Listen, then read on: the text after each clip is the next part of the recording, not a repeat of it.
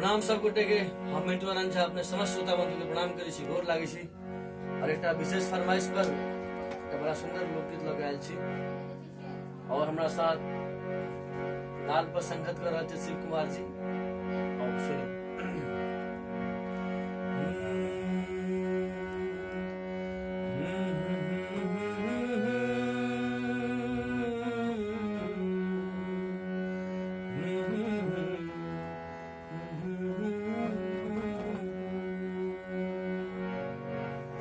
सुन पगली